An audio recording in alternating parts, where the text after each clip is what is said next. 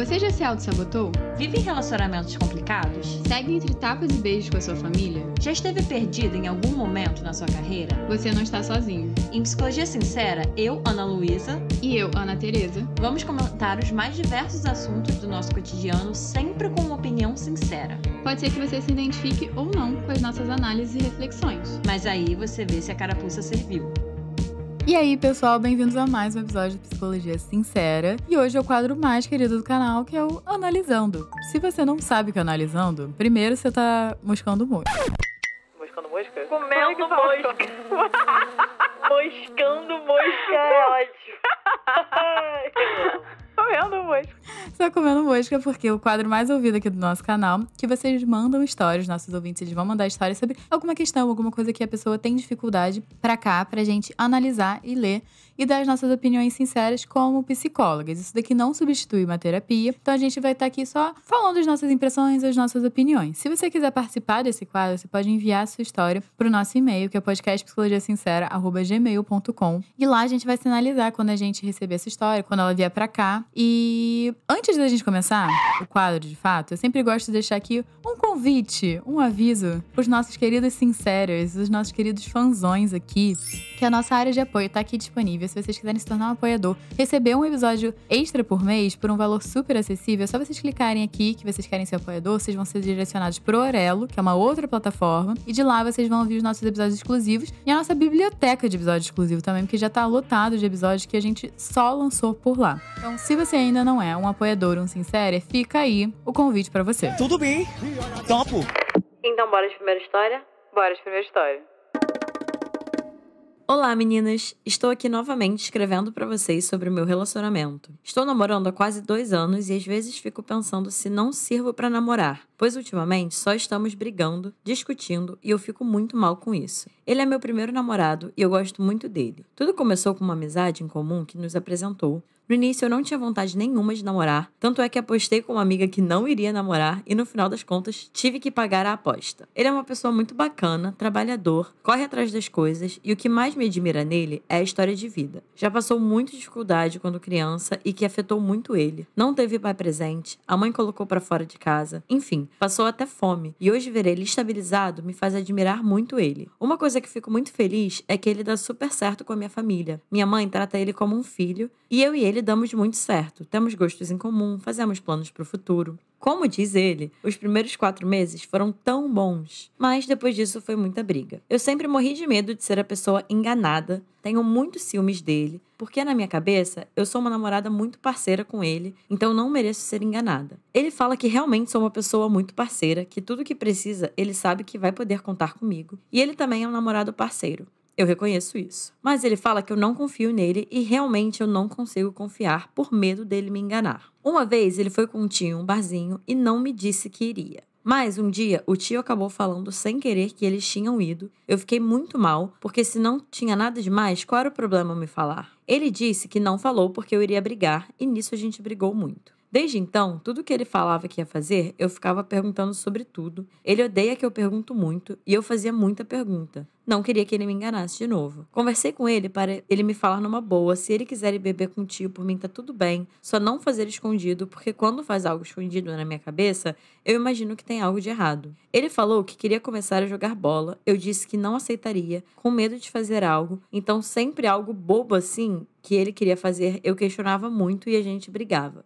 Uma vez também ele saiu com os amigos sem me falar, a briga foi feia. Ele é uma pessoa muito estressada e eu sinto muita falta de carinho dele comigo. Às vezes falo de ir ver ele e sinto que ele não dá a mínima, somente eu procuro. E fico chateada com isso porque não quero um relacionamento que a pessoa parece não estar nem aí pra mim. Ele fala que hoje é assim devido a outros relacionamentos dele. Ele já teve 2 antes de mim e nos 2 ele se entregou muito e no final da história foi corno. Ele disse que fica na defensiva comigo porque não quer passar por tudo de novo. Ele sofreu muito nos relacionamentos anteriores. Eu sempre falo que ele não tem que pensar que eu vou fazer igual às outras. Sempre falei pra dar uma chance pra mim, mas parece que ele tinha medo. Sou uma pessoa muito insegura, então conversei com ele que eu queria mudar, pois não quero perder ele, e resolvi procurar uma psicóloga. Estou indo nela até hoje e já foi um avanço. No início, às vezes, ele falava que quando eu começo a dar um passo pra frente, do nada eu dou 2 pra trás. Às vezes tinha algumas brigas, mas foi melhorando aos poucos. A minha psicóloga foi apontando vários pontos que eu poderia melhorar e eu fui tentando, e até me fala de alguns pontos que ele poderia fazer diferente também. Hoje eu já percebi que para ter um relacionamento saudável com ele, nós dois precisamos de mudança, pois quando ele me conta as coisas, fica carinhoso, atencioso, eu fico bem melhor com ele, esqueço da insegurança, do meu medo de ser enganada. Eu vejo que ele está tentando ser assim comigo,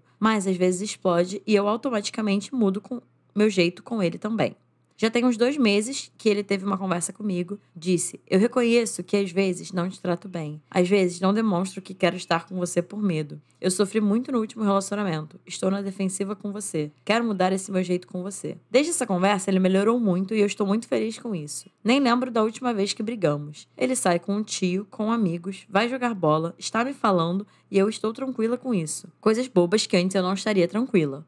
Porém, ainda tenho um pouco de insegurança, medo dele fazer algo, me enganar. Enfim, é isso. Está tudo bem agora, mas no fundo ainda tenho um certo receio sobre essa mudança dele. Será que é pra valer? Muitas coisas pra falar nessa história. Tem muitas coisas pra falar. Eu acho que primeiro eu quero começar te acolhendo um pouco, que eu entendo esse medo de você fazer papel de boba, de a pessoa tá passando a perna em você. Eu não sei a base, né, de relacionamento que você tem pra você ter essas crenças sobre relacionamento, porque ele é seu primeiro namorado, né? Então não é como se você tivesse bagagem sua, mas você tem bagagem da sua família, das referências, né, amorosas que você tem. Então eu queria te acolher, que eu também já passei por isso de, não, vai me trair, eu tenho que estar ligado o tempo inteiro, e eu acho que isso transforma o relacionamento no inferno pra você. E aí, consequentemente, como você tá o tempo inteiro ligado, o tempo inteiro se sentindo insegura, você também acaba tornando o relacionamento pesado pro seu parceiro. Porque eu acho que uma coisa que pra mim ficou muito nítida nessa história é que tem uma autossabotagem muito grande. Porque a partir do momento que ele é fiel a você, ele sai com os amigos dele e ele tá fechado com você, e você briga com ele, você cobra ele, você consegue ver que ele tá sendo punido por ser leal. E aí ele começa a ter menos incentivo, começa a ter menos prazer em te tratar bem, assim. Eu não queria falar muito dessa forma, mas a gente meio que, como a gente diminui, né, o comportamento, é a gente não dando reforço. Você não tá dando reforço nenhum pros comportamentos que estão sendo legais pra ele no relacionamento. Então eu entendo que a mentira dele também vem muito como consequência do seu controle. E você começa a ver que é uma bola de neve que retroalimenta, que você quer controlar pra você não ser traída, mas aí ele também não quer ser controlado, e aí ele mente, aí você se sente traída porque ele mentiu, e aí fica um ativando o outro,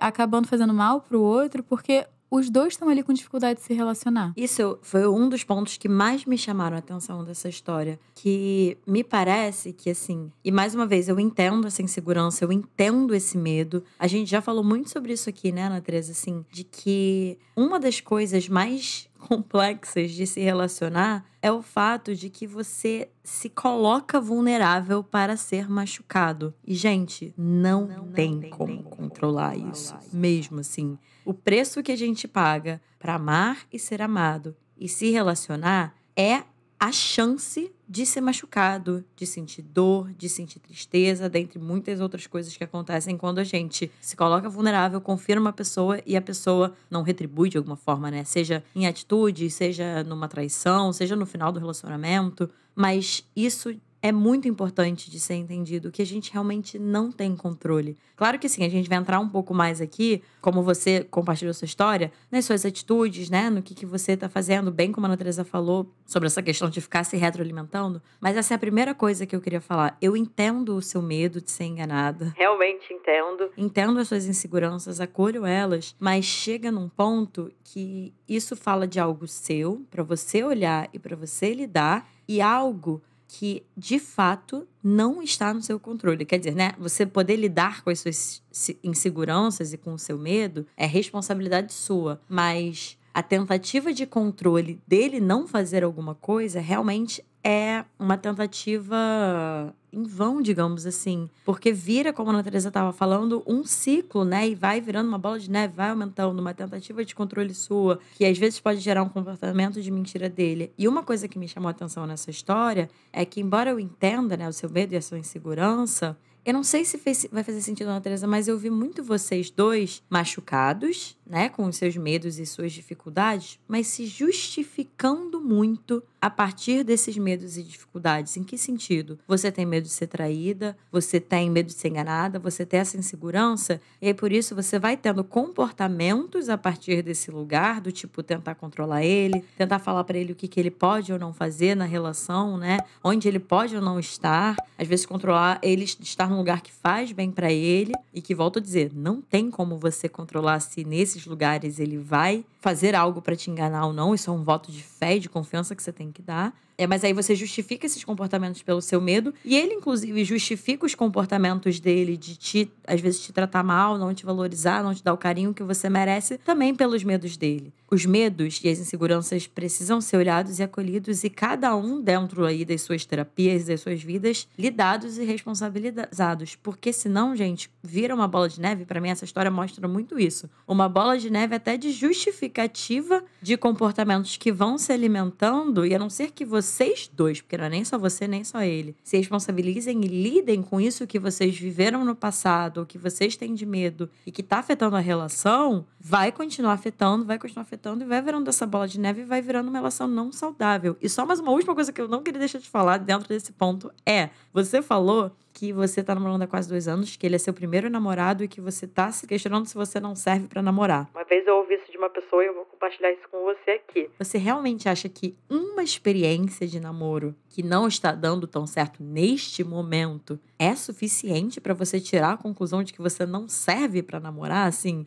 me parece que a amostra, né, como a gente chama em pesquisas científicas, a amostra não foi suficiente. Não é suficiente pra você assumir que com um namoro que não tá indo tão bem, você não serve pra namorar. Me parece muito extremo, né, chegar logo a essa conclusão. Embora eu entenda o sentimento, às vezes, de frustração, né, que pode vir com não tá dando certo. E o que serve pra namorar? Tem alguma qualidade aí, alguma coisa que a gente compra, alguma coisa que a gente toma? Gente, esse negócio de servir pra namorar ou não, eu acho que tem a ver com o match, o quanto tá funcionando ali com a pessoa. E ainda tem o mais complexo, que é se uma relação deu certo ou não. Você tem 2 anos de relação. E acredito que foi bom durante o tempo que precisou ser bom e o tempo que fez sentido pros dois. Uma relação também não é bem sucedida só porque ela durou pra sempre. Isso é outra coisa que eu não sei se você tem essa crença, mas me tem o cheirinho aí também dessa crença também. Uma última coisa que eu queria pontuar nessa história também é pra você tomar cuidado que nessa sua tentativa de controle, que a gente tá vendo de onde vem, a gente sabe que é uma questão pra você, que você trabalha em terapia, mas você consegue ver que você tá tentando mudar quem ele é. E aí a gente tem que tomar cuidado se a gente não tá se relacionando com quem a gente gostaria que a pessoa fosse, com quem a pessoa é. Ele é um garoto que quer sair pra jogar bola, que ele quer ter vida social e que talvez ele precise disso pra estar feliz com a vida dele. A partir do momento que você começa a limitar isso, ou cortar isso,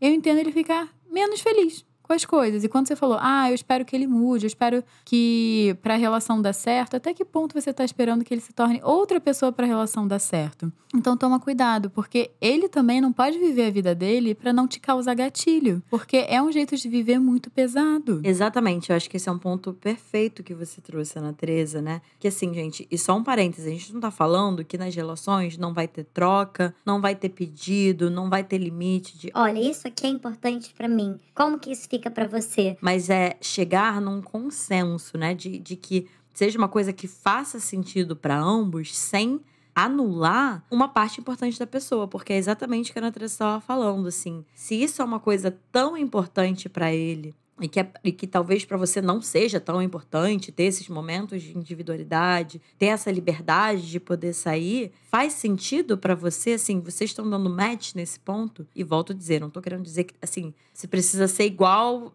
a pessoa que está se relacionando tem que pensar exatamente as mesmas coisas, ter exatamente a mesma vida. Não. Mas tem alguns encontros aí que são importantes de acontecer, exatamente pra não entrar nesse ponto que a Ana Teresa estava falando, de uma tentativa de mudar a pessoa para quem ela é, para ela se encaixar com a sua forma de se relacionar, com quem você é, né? Quando chega nesse ponto, é aí que a gente já começa a questionar se faz ou não sentido essa relação. Mas as pessoas que podem falar isso são essas pessoas, vocês dois que estão nessa relação. E só um último ponto que eu queria falar, não queria deixar passar dessa história, né? É que entra nesse seu ponto da sua insegurança, que eu entendo que é difícil, mas você percebe a contradição quando você pede para ele ser honesto com você por que te faz mal, você se sente enganada quando ele mente pra você e que ele tá falando, né? Que é uma mentira porque ele não quer brigar com você. E aí fica nesse comportamento, como a gente tava falando, retroalimentando. E aí você fala pra ele, não mente pra mim. Eu não quero me sentir enganada. Me fala o que você vai fazer, que pra mim tá tudo bem, aí eu vou me sentir mais segura. E aí ele fala, por exemplo, que ele quer começar a jogar bola. E você diz que não aceita, você percebe a contradição? Então você tá falando pra ele. Seja honesto comigo em relação às suas necessidades e às suas liberdades, que pra mim vai ficar tudo bem. E aí quando ele faz isso, não fica tudo bem. Então realmente aparece aí uma contradição, que mais uma vez, eu entendo o seu medo, eu entendo. Assim, aqui a gente não tá focando muito, gente, numa questão de gênero, da dificuldade, né, de como que a construção social, Pensando num relacionamento heterossexual. do homem, que pode ser difícil às vezes de confiar, mas assim, se você tá escolhendo se relacionar com essa pessoa, isso vem junto, né? E não tem o que você possa fazer pra controlar isso, né? É escolher estar ou não nessa relação, levando em consideração isso tudo. Então, bora de segunda história pra gente também continuar falando um pouquinho sobre essa questão de segurança e insegurança nas relações. Bora de segunda história. Oi meninas, tudo jóia? Vim trazer minha história, pois gostaria da opinião de vocês e dos ouvintes. Vamos lá. Eu sou de Minas Gerais, conheci meu atual namorado em Minas, porém ele mora em São Paulo. Nossa relação já começou meio complicada, não tinha muita confiança nele, os dois tinham acabado de sair de um relacionamento, ele me tratava bem demais. Sim, isso era o estranho da relação. A gente foi ficando e combinamos de que em uma festa que tivéssemos os dois juntos, íamos só ficar nós dois. Isso deixou a relação um pouco mais séria pra mim. Ele queria me namorar, mas iria pra São Paulo. Eu falava que ia só namorar, assumir um namoro quando ele voltasse pra Minas. Ele foi e os problemas começaram a aparecer. Na festa em que fomos, depois desse acordo, o amigo que temos em comum que estava lá me disse que ele tinha pegado outra pessoa na festa. Isso me deixou muito mal e conversei com ele. Tinham falado que ele tinha pegado uma menina, mas ele negou que tinha pegado. Depois de um tempo, encontrei a menina e perguntei se ela tinha pegado ele e ele negou também. Deixei isso pra lá. Passou um mês e comecei a desconfiar que ele estava me traindo em São Paulo. Ele sempre me tratou como uma namorada, achava que estávamos namorando. Como estávamos longe um do outro, não tinha como eu saber. Dava crise de ansiedade sempre. Depois de uns 2 meses, ele voltou pra Minas, me fez uma surpresa, veio aqui em casa me pedir em namoro, com autorização dos meus pais. Ficou 2 semanas e foi embora. Quando ele foi embora, eu, com toda a desconfiança e insegurança ainda, pedi para que nos colocássemos nas redes sociais como namorados, e ele aceitou de boa. Dias depois, uma menina me chamou, me perguntando quanto tempo estávamos juntos e tal, porque ele estava quase namorando lá em São Paulo. Intuição feminina que fala, né? Sim, eu estava certa. Fiquei muito magoada, mas minha mãe me indicou pensar direitinho e dar uma segunda chance a ele. Eu fiz. Sempre achei que isso tinha sido uma traição e que estávamos namorando há muito tempo. Só ficava com ele, porém era só eu que pensava assim. Fui tentando lidar com os meus traumas e inseguranças. Ele curtia fotos de algumas mulheres, coisa que nunca liguei, mas agora me machucava. Pedi pra ele parar e ele parou. E foi assim com algumas coisas. Sempre conversávamos muito e sempre fui aberta. No final do ano passado, vi umas conversas do celular dele e fiquei muito chateada. Estava em São Paulo, na casa dele, e já comecei a fazer as malas para ir embora. Estava decidida a terminar. Mas aí resolvemos conversando. Ficamos até umas 5 da manhã conversando, ele chorando muito e eu também. Ele me contou que realmente tinha pegado uma menina naquela festa, mas que não foi a que eu disse que foi. Mas que eu já não estava mais na festa, então o acordo não valia. E algumas coisas mais. Ele confessou tudo, estava muito arrependido de tudo. Perguntou o que poderia fazer para provar que ele estava mudado. E eu cheguei a um ponto que nunca mais quis chegar. Pedir para parar de conversar com algumas pessoas, bloquear elas, e ele concordou. No mês passado, veio para minha casa e ficou um tempo aqui comigo. Visitamos a família dele daqui, ele falava com ela com o pessoal da minha família, né, que a gente ia se casar e tal, o que eu nem tenho coragem com a minha família. Bom, tenho acesso ao celular dele e sempre olhava se realmente ele estava fazendo o que eu pedi, porque infelizmente é difícil acreditar nele agora. Hoje em dia estamos planejando em morar juntos em São Paulo e queria saber a opinião de vocês. Sempre fui insegura e estou insegura de às vezes ir e me arrepender e a gente terminar. Ele está querendo financiar um apartamento pra gente. Acha que eu devo arriscar? Ou que eu, com todos os erros, não devo confiar? Estou com um pouco de medo. Por favor, me ajudem. Olha, eu tenho muitas coisas que eu tô pensando aqui em relação a essa história, mas eu vou começar com a importância, gente, de acordos e de combinar, de ter as coisas claras e de respeitar as suas necessidades dentro da relação entendendo que às vezes isso vai dar match com outra pessoa e às vezes não vai dar match com outra pessoa. Por quê? Uma das primeiras coisas que me chamou a atenção no início da história foi quando você fala que você não tinha muita confiança nele. E aí eu fico me perguntando, né? Até como a gente tá falando pra primeira história. Isso era uma questão sua, de uma insegurança sua, porque pode ser. Ou ele era uma pessoa que não te dava muita confiança, porque isso também pode ser, tá, gente? Assim, insegurança não vem só necessariamente de um medo da própria pessoa. Às vezes você tá se relacionando com uma pessoa que não te dá segurança. Isso pode acontecer também. Não dá pra gente saber se é esse caso necessariamente, se é o outro, enfim. Aí vocês que têm que perceber aí nas relações de vocês. Mas essa é a primeira coisa que me veio, né? E quando você falou que ele te tratava bem demais, e se isso era estranho, a gente também não tem muito contexto sobre isso, né? Eu pensei no love bombing, que a gente até falou aqui no podcast antes, que pra quem nunca ouviu falar, a tradução é literalmente bombardeamento de amor, né? Que é comum no início de relacionamentos tóxicos e ou abusivos, né? Que é quando a pessoa, geralmente o homem, no caso heterossexual, bombardeia a pessoa de amor, de elogios, de atitudes, aí faz isso, aí manda flores e tal, como uma forma de conquistar e de fisgar aquela pessoa. Não sei se foi o seu caso, você não deu muitos detalhes pra gente já chegar e martelar aqui, mas quando você trouxe que isso gerou uma estranheza em você, eu pensei nessa questão do love bombing. Uma coisa que me chama a atenção na dinâmica da relação é que você fala que vocês conversam bastante, só que na hora do vamos ver, na hora da prática, algumas vezes ele não cumpre os combinados que vocês falaram. E eu entendo você ficar chateada, eu entendo você ficar insegura, porque eu, no seu lugar, eu acho que eu também ficaria. Porque a pessoa não é coerente com o que ela diz. E aí, com o que é que a gente vai se apegar para confiar, para desenvolver essa confiança, que é uma base tão importante da relação? Fica muito difícil. Então, eu entendo que ele te contou, eu entendo que teve uma hora que ele chegou e te falou tudo o que aconteceu. Você foi até aconselhada e orientada a perdoar. Eu acho que isso também entra muito num recorte de qual é o papel da mulher dentro das relações heterossexuais, de muitas vezes tá relevando muita coisa. Só que você consegue ver que ele só te conta as coisas depois de muita briga, você tá mal, vocês chorarem, ter uma pressão ali, e aí ele fala pra você. E aí eu fico pensando dentro das qualidades de um parceiro que você gostaria de ter, dentro do que você quer de uma relação. Se ele tá compatível com o tipo de parceiro que você quer pra você. Porque eu acho que a insegurança, ela é um sintoma de uma relação que não tá te suprindo emocionalmente no que você precisa. Exatamente. Isso é uma das coisas que eu fiquei pensando quando no final da história você fala que você tem acesso ao celular dele,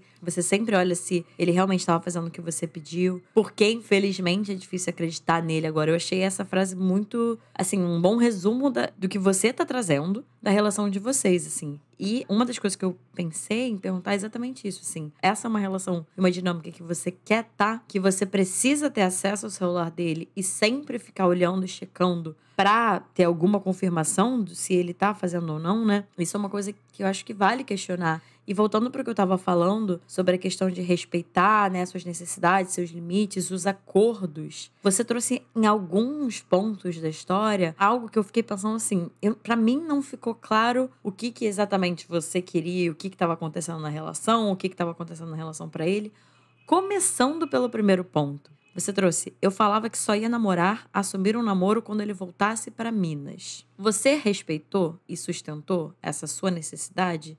Assim, me parece que isso estava bem firme para você como a sua condição para estar bem e para estar nesse relacionamento, né? E depois você vai me trazendo outras situações, né? Você vai continuando a contar a história. E me parece que esse seu primeiro limite, né? Essa sua primeira necessidade, você mesma não respeitou. E aí já é uma coisa importante da gente perceber, assim. Como eu comecei falando, né? Da importância da gente ter clareza do que a gente quer e da gente bancar o que a gente quer. Porque se a gente vai abrindo mão, chega uma hora que a gente se perde nisso, né? E outra coisa que eu acho que serve até do mesmo conselho para outro ouvinte é que você falou que você começou a pedir para ele bloquear pessoas, parar de falar com pessoas que eram coisas que você normalmente não faria, ou pelo menos não veria necessidade de fazer, porque você começou a se sentir insegura. E aí entra de novo, você não tá tentando controlar algo que você não tem como controlar, porque mesmo fazendo tudo isso, se ele não tiver fechado com você da maneira que você quer, independente de quantas medidas você tomar, ele vai continuar fazendo. Então, será que é você tentando mudar, ou tentando colocar ele dentro de uma mentalidade que ele deveria estar namorando, que ele deveria estar sendo uma pessoa, que ele deveria estar te entregando algo na relação, que talvez ele não consiga, ou ele não consiga nesse momento. E aí também a gente respeitar que talvez nesse momento ele não queira estar só com uma pessoa, mas eu acho que também cabe um pouco de autocrítica dele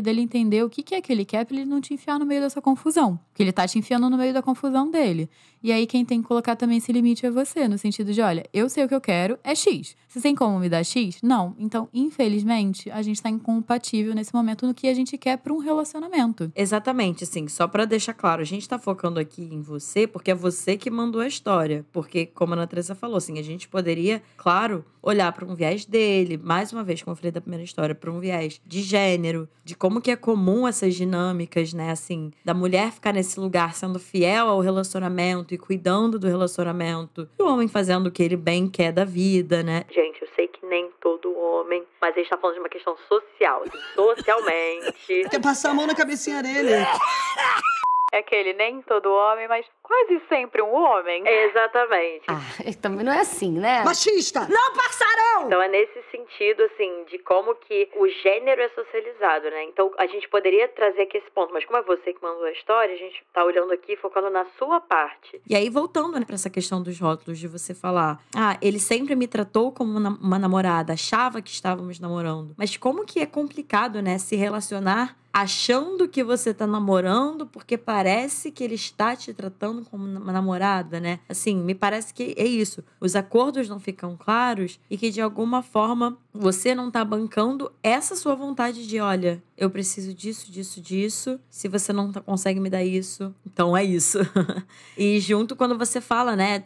Mas até falando de acordo... Até pra não só puxar a sua orelha, mas também a gente trazer a responsabilidade dele nisso. Quando vocês falam que vocês tinham um acordo de uma festa, ele já não. Depois ele admitiu que não cumpriu esse acordo da festa, né? E depois que ele... Fiquei pensando de deu o jeitinho dele pra falar que cumpriu o acordo, mas será que cumpriu mesmo? Quando ele ficou com uma menina numa festa que vocês estavam juntos, mas você já não estava mais na festa. Então, talvez ele pode ter usado algo que não estava claro entre vocês. Não sei se vocês falaram, olha, é o seguinte, a gente não pode ficar com ninguém só quando estamos na festa. Assim, se essa parte não estava clara... Mas me parece que ele também usou disso ali a favor dele de alguma forma. E não sei se colocou isso em você, né? Mas eu fico pensando nessa coisa dos acordos, da clareza e de principalmente bancar o que você tá precisando e poder falar isso. Você falou que agora vocês têm planos a longo prazo, ou que ele tá fazendo planos a longo prazo de financiamento, de vocês se mudarem pra São Paulo. Eu entendo que existe uma expectativa grande, já que vocês estão namorando, de vocês estarem juntos, já que vocês moram em estados diferentes. Mas vamos esquecer ele, vamos esquecer sua família, vamos esquecer agradar os outros. Eu quero que você pense, o que é que você tá sentindo em relação a isso? Você está confortável de tomar essa decisão? Essa decisão vai de encontro pro que você quer pra sua vida, não é o que a sua família quer, não é o que ele quer, não é o que você vai fazer que vai ser mais aceito socialmente. Eu acho que o nosso corpo fala muito nessas horas. E eu acho que esse desconforto que muitas vezes a gente sente, já é o nosso corpo sinalizando alguma coisa. Eu não sei como você tá se sentindo em relação a essas decisões que você tem que tomar, mas presta muita atenção no que você quer pra você. Porque eu acho que a única pessoa que vai ser a melhor advogada, defender melhor os seus interesses e seus desejos é você mesma. Ninguém vai fazer isso por você. Melhor do que você mesma. Então, toma cuidado pra você não ir vivendo uma vida que as pessoas querem pra você. Toma as rédeas da sua vida e realmente se questiona se ter esse comprometimento agora com essa pessoa, com esse relacionamento, vai te fazer bem. Talvez você queira ter esse comprometimento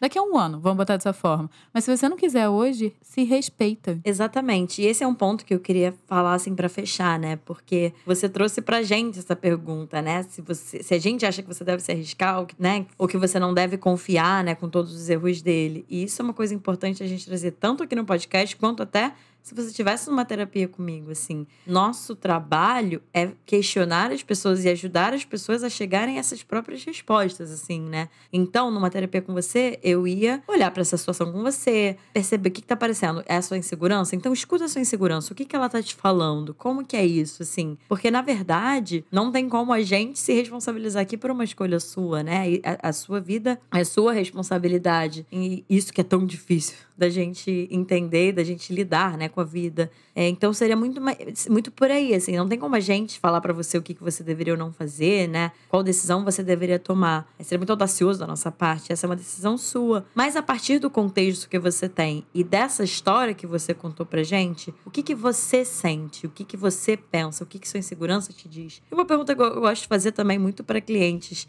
nessas situações, que é: se fosse uma amiga sua te contando essa história, o que você falaria pra ela? Qual seria a sua opinião e a sua percepção em relação a essa situação?